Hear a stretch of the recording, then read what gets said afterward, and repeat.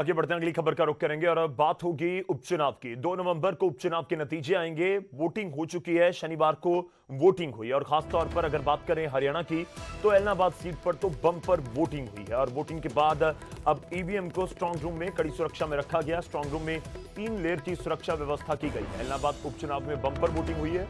जो हम जिक्र कर रहे थे, उपचुनाव में 81.36% मतदान हुआ है।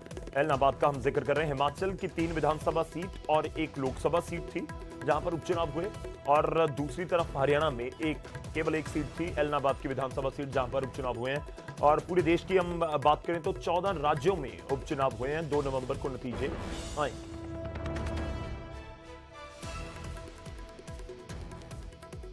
तो ऐलनाबाद उपचुनाव में बम्पर वोटिंग हुई है और अब सभी की नजरें 2 नवंबर पर टिकी हैं जब चुनाव के नतीजे आएंगे।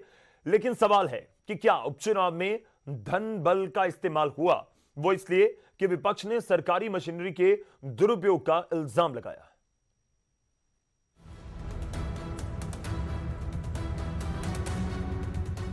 ऐलनाबाद उपचुनाव में जनता ने अपना फैसला सुना दिया। प्रत्याशियों की किस्मत ईवीएम में कैद हो गई और अब इंतजार 2 नवंबर का है जब नतीजे आएंगे और ये साफ हो जाएगा कि ऐलनाबाद की जंग जीतने में कौन कामयाब होता है। लेकिन उससे पहले दावों और आरोप प्रत्यारोप का दौर शुरू हो गया। अब तो मान के चलो कि अब इनकी जमानत नहीं बच सकती। अब बीजेपी जेजेपी की जमानत जब्त होगी और वहीं मुझे लगता है कि कांग्रेस का भी काफ़ी ज़्यादा ग्राफ गिरेगा। जो आने वाला रुझान है वो सरकार के हक में आए, सरकार के साझे हों कि जो ऐलनाबाद का जो विकास रुका हुआ है, एक विकास की गंगा बहे, ऐलनाबाद में एक विकास हो। कल रात धन बल का बहुत इस्तेमाल हुआ है, इसकी कंप्लेंट भी की है, लेकिन अभी तक कोई उस पर कार्रवाई नहीं हुई। कल रात धन बल का बहुत इस्तेमाल हुआ है, इसकी कंप्लेंट भी की है, लेकिन अभी तक कोई उस पर कार्रवाई नहीं हुई। ऐलनाबाद उपचुनाव में बम्पर वोटिंग हुई। सुबह से ही लोग घरों से बाहर निकले और अपने मत का इस्तेमाल किया।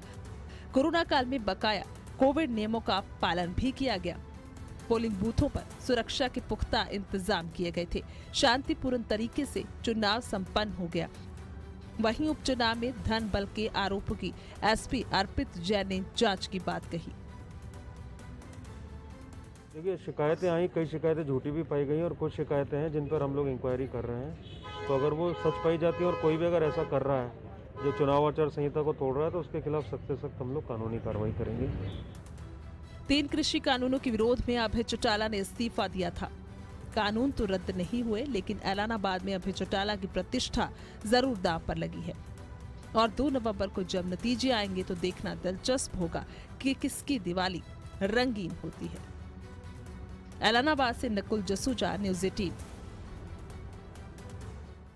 तो एक तरफ जहां हरियाणा की ऐलनाबाद सीट पर उपचुनाव के लिए मतदान हुआ तो वहीं हिमाचल की 4 सीटों पर भी उपचुनाव हुए हैं। 3 विधानसभा और 1 लोकसभा।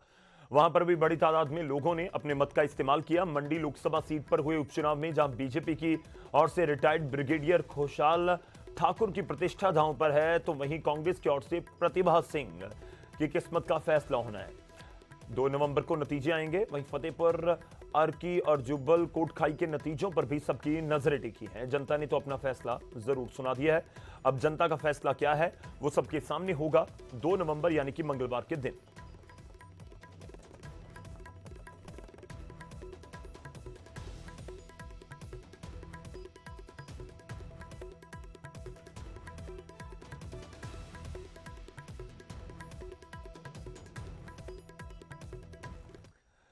वहीं बात वोटिंग की करें तो देश के पहले वोटर मास्टर श्याम शरण नेगी ने किन्नौर के कल्पा बूथ पर मतदान किया।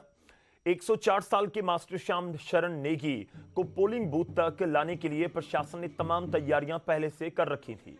गाड़ी के जरिए उन्हें घर से कल्पा पोलिंग बूथ तक लाया गया, जहां देश के पहले मतदाता का किन्नौर प्रशासन और ग्रामीणों ने स्वागत किया। बकायदा मास्टर श्याम शरण नेगी के स्वागत में रेड कारपेट बिछाया गया था। पारंपरिक वाद्य यंत्रों के साथ उनका स्वागत हुआ। किन्नौर के जिला निर्वाचन अधिकारी और उपायुक्त अपूर्व देवगन ने किन्नौरी टोपी और मफलर पहनाकर देश के पहले वोटर को सम्मानित भी किया। हम बड़े खुशी खुशी से वोट देते आ रहे हैं कोई वोट मेरे से नहीं छूटा। तो ये बड़ी सौभाग्य दिवस हमें देखने को मिला है। तो मतदान का हम जिक्र कर रहे हैं। मतदान आपका अधिकार है, लेकिन जो नौजवान मतदान को जरूरी नहीं समझते उन्हें इन दो तस्वीरों को देखना चाहिए, समझना चाहिए और इससे सीख लेने की जरूरत भी है। एक तस्वीर किन्नौर और दूसरी नूरपुर की। नूरपुर के दो बुजुर्गों की तरफ से जो मतदान किया गया। एक तरफ देश के पहले मतदाता मास्टर श्याम शरण नेगी, जो हमने आपको दिखाया, 104 बरस के हैं वो, जिनकी तरफ से अपने मत का इस्तेमाल किया गया है और भी लोगों से मतदान की अपील करते नजर आए। तो वहीं दूसरी तरफ फतेहपुर विधानसभा उपचुनाव में 107 वर्षीय बुजुर्ग ख्याली राम शर्मा ने भी मतदान किया। वोटिंग को लेकर वो भी उत्साहित नजर आए और लोकतंत्र के पर्व में ऐसी तस्वीरें लाजमी तौर पर ऐतिहासिक हैं।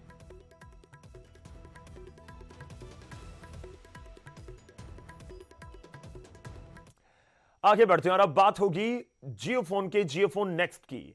जिस जियोफोन नेक्स्ट का बेसब्री से इंतजार हो रहा था, उस फोन की अनबॉक्सिंग भी अब सामने आ चुकी है। आइए चलिए जानते हैं जियोफोन नेक्स्ट की क्या खूबियां हैं और ये कितने फीचर से लैस है।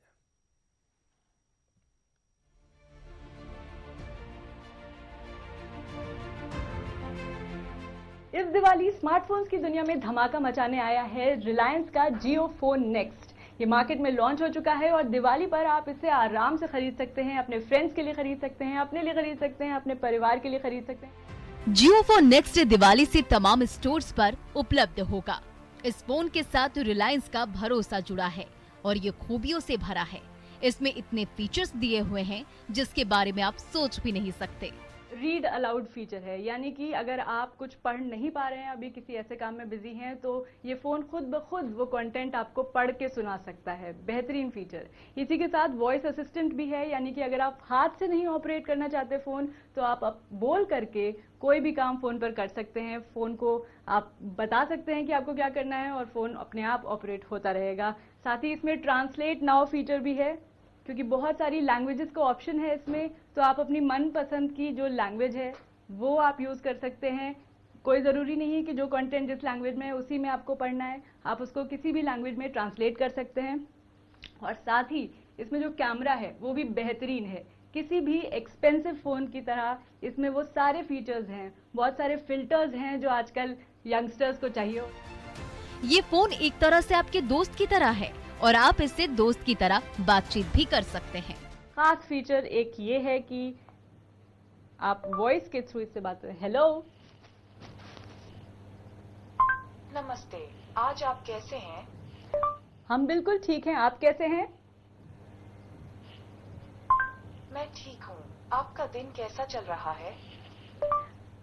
तो जैसा कि आपने देखा, इस तरह आप लंबी चौड़ी बात कर सकते हैं। अगर आपके फ्रेंड्स आपसे बात नहीं कर रहे हैं तो आप बस ये बटन दबाइए और आपकी बातें शुरू कर सकते हैं। ये फोन हर उस चीज की जानकारी आपको दे देगा जिसकी आप फोटो ले लेंगे। जियो हमने टैप किया है, अभी उसकी सारी इंफॉर्मेशन हमको यहाँ पर मिल गई। मतलब हमने सिर्फ एक नॉर्मल फोटो खींची और जिस शब्द पे हमने टैप किया उसकी पूरी इंफॉर्मेशन यहाँ फोन पे हमको मिल गई। किसी शब्द या लेख का अनुवाद भी आसानी से कर देता है जियो फोन नेक्स्ट। पर ये इंग्लिश में है, लेकिन हम चाहते हैं कि ये हिंदी में हो, तो हम अनुवाद करेंगे और ये सारी जानकारी अब यहाँ पर हिंदी में हो गई है। यानी इंग्लिश से हिंदी एकदम आराम से, 1 सेकेंड भी नहीं लगा और ट्रांसलेशन हो गया। इस फोन में नाइट फोटोग्राफी के लिए बेहतरीन लाइटिंग दी गई है और इसका सेल्फी फोटो भी शानदार है। एक सेल्फी ले लेते हैं हम यहीं पर और देखते हैं कि कोई